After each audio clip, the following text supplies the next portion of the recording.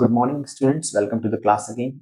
आज हम अपनी क्लास में बात करेंगे एडवर्टाइजमेंट राइटिंग की, जो हमारे 11th और 12th के सिलेबस में। So I will tell you everything about that. I will explain you everything about the advertisement writing की, किस तरीके से हम एडवर्टाइजमेंट को राइट करते हैं, किस तरीके से अगर क्वेश्चन आते हैं तो how do we have to solve that question, how do we have to write advertisement. तो हमें क्या लिखना है, कैसे लिखना है, वो I will explain you everything in this video. तो जो इसमें कंडीशंस होती है, इसमें बहुत सारी कंडीशंस होती है। जैसे कोई वैकेंसी के लिए एडवर्टाइजमेंट लिखता है, कोई कुछ बेचने के लिए एडवर्टाइजमेंट लिखता है। तो अलग अलग कंडीशन के हिसाब से हम इसको समझेंगे। तो हमारे पास जो हमने आज पहली कंडीशन ली है, which we have taken today, that is situation vacant. तो हमें सिचुएशन वैकेंट के बारे में समझना है पहले कि जब किसी कंपनी में, किसी स्कूल में, किसी ऑफिस में जब कोई जगह खाली होती है और वहां हमें उसके लिए क्या लिखना पड़ता है, एडवर्टाइजमेंट। अगर हमें लिखना है, एडवर्टाइजमेंट बनाना है, तो how will we make that. तो I will explain you about that. तो यहाँ मैंने आपके सामने सारी चीजें लिख दी है। सिचुएशन वैकेंट, जब हमारे पास में वैकेंसी है, तो यहाँ पे हमने एक स्कूल का एग्जाम्पल ले लिया कि वहां पे इंग्लिश टीचर की वैकेंसी है और उसके लिए हमें क्या लिखना है, एडवर्टाइजमेंट लिखना है। ठीक है, तो सबसे पहले हमें हेडिंग ही देना पड़ेगा, वांटेड अ। जैसे हमको मान लो फीमेल फैकल्टी चाहिए, हमें फीमेल टीचर चाहिए, जैसे स्कूल मेरा ये समझ लीजिए। तो मुझे अगर फीमेल फैकल्टी चाहिए तो क्या लिखूंगा मैं, wanted a female English teacher. और स्कूल का नाम है अपने ज्ञान गंगा स्कूल। ठीक है, तो wanted a female English teacher और ज्ञान गंगा स्कूल की क्या चाहिए हमें, एक फीमेल इंग्लिश टीचर चाहिए। किसके लिए, ज्ञान गंगा स्कूल के लिए। फिर उसके बाद में अगर हम बात करेंगे अब जो हम कंडीशंस उसमें देंगे उसके बारे में बात करें। सबसे पहले कंडीशन होती है हमें इंग्लिश टीचर चाहिए, तो सबसे पहले बात करते हैं अपन क्वालिफिकेशंस की। तो हमें क्वालिफिकेशंस क्या लिखना है, हमें क्वालिफिकेशन में क्या चाहिए, एमए इंग्लिश से, ठीक, एमए इंग्लिश लिटरेचर से, प्लस आपका यहाँ अपन लिख सकते हैं प्लस बीएड मस्ट, मतलब बीएड तो आपका होना ही चाहिए। ठीक है, उसके बाद में एज, अगर हम एज मेंशन करना चाहते हैं, हमें जिस एज के लिए टीचर चाहिए हम उसको उसके हिसाब से हम लिख सकते हैं। मैंने यहाँ लिख दिया 25 to 35 ईयर्स। ठीक है, ये उनकी एज इस बीच की होना चाहिए। फिर फ्लुएंसी इन इंग्लिश, इंग्लिश में फ्लुएंसी होनी चाहिए। उसके बाद with good knowledge of grammar, और साथ में ग्रामर का भी अच्छा नॉलेज होना चाहिए। ठीक, फिर उसके बाद अगर हम बात करते हैं एक्सपीरियंस, ये सब चीजें बहुत ही कॉमन चीजें हैं जो एक टीचर में होनी चाहिए। हमें अपने रिक्वायरमेंट के हिसाब से हमने लिख दिया। सबसे पहले क्वालिफिकेशन लिखा है, जिसमें हमें क्या चाहिए, एमए इंग्लिश से चाहिए, प्लस हमें बीएड भी चाहिए। उसके बाद में हमने एज भी मेंशन की है यहाँ पे कि हमें एज क्या चाहिए, 25 to 35 ईयर्स, और fluency English, fluency in English, English भी उनकी अच्छी होना चाहिए, plus with good knowledge of grammar, और ग्रामर का भी अच्छा नॉलेज होना चाहिए। फिर उसके बाद बात करते हैं टीचर की बात है तो एक्सपीरियंस की। तो एक्सपीरियंस भी चाहिए मिनिमम 2 ईयर्स, कम से कम 2 साल का एक्सपीरियंस उनको होना ही चाहिए। फिर अगर हम बात करें सैलरी की, तो सैलरी नेगोशिएबल, जब आप आएंगे और उसमें नेगोशिएट होगा, अपन ऊपर नीचे सैलरी कर सकते हैं हमारी आपकी स्वेच्छा के हिसाब से कि आपको कितनी चाहिए, हम कितनी दे सकते हैं, वो एक नेगोशिएबल टॉपिक होता है। तो वो बातें तो ऑफिस में जब अपन डिस्कशन करते हैं उस समय होता है। तो अपन यहाँ पे हमने सिर्फ क्या लिख दिया, सैलरी नेगोशिएबल। ठीक है, उसके बाद में हमने सीधे क्या लिख दिया, अप्लाई विद इन 15 डेज। आपको 15 डेज के अंदर क्या करना है, अप्लाई करना है with complete resume and certificate, आपके रिज्यूम और सर्टिफिकेट के साथ में। फिर अगर बात करें अपन फॉर मोर डिटेल्स, अगर आपको और ज्यादा जानकारी चाहिए, कॉन्टैक्ट, और हमने अपना वहां पे नंबर दे देना।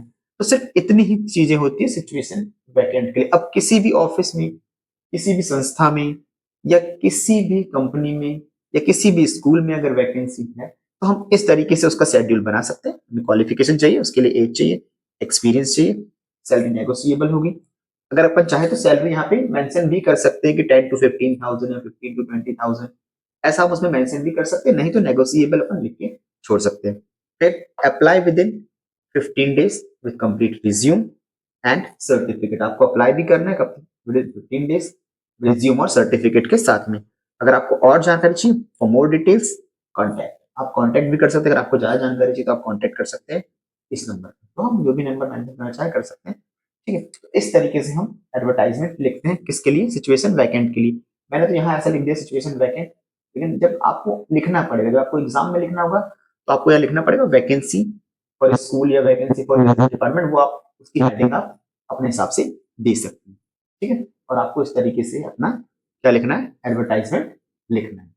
तो अब हम बात कर लेते हैं अपने नेक्स्ट टॉपिक के बारे में। हमने अपना पहली सिचुएशन देखी थी, उसमें हमने देखा था सिचुएशन वैकेंट, कि जब कहीं भी किसी भी ऑफिस में, किसी भी स्कूल में या किसी भी कंपनी में जब वैकेंसी खाली होती है तो हमें उस वैकेंट प्लेस को भरने के लिए क्या सिचुएशन और किस तरीके से एडवर्टाइजमेंट लिखना पड़ता है। We have seen everything in that. Now we have a second condition for sale, कि हमें सेल के लिए किस तरीके से एडवर्टाइजमेंट लिखना है। जब हमें कोई भी चीज़ सेल करनी है तो हमें किस तरीके से क्या लिखना है, एडवर्टाइजमेंट लिखना है। So we will learn everything in this.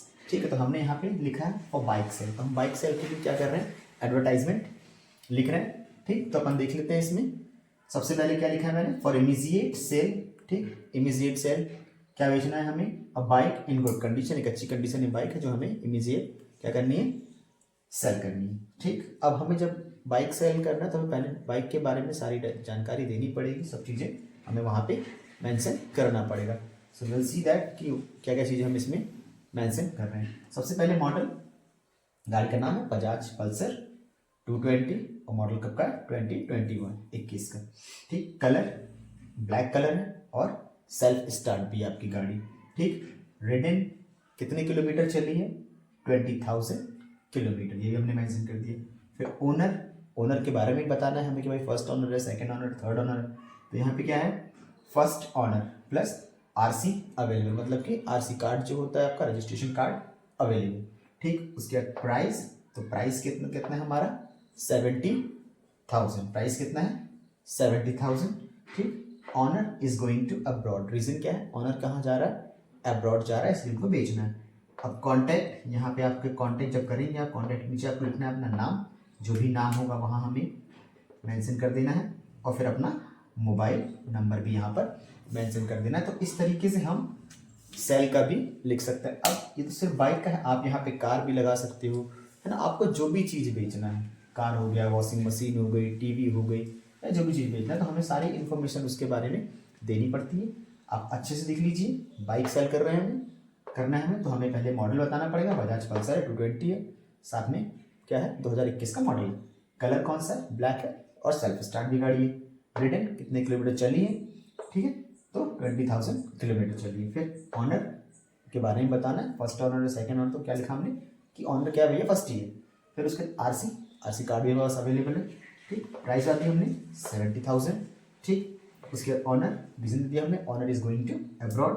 फिर कॉन्टैक्ट, ठीक, कॉन्टैक्ट में कॉन्टैक्ट वाले का नाम और मोबाइल नंबर, हमें नाम और मोबाइल नंबर दोनों चीज़ें हमें क्या करनी है, मेंशन करनी है। तो इस तरीके से हमारा एडवर्टाइजमेंट हम लिख सकते हैं। तो यहाँ पर आज की क्लास फिनिश होती है। आई होप कि जो चीज़ें हमने आज आपको समझाई है वो आपको बहुत काम आएगी, और जो भी चीज़ समझाई जा रही है आपने बहुत अच्छे से समझा भी होगा। Then see you in the next class.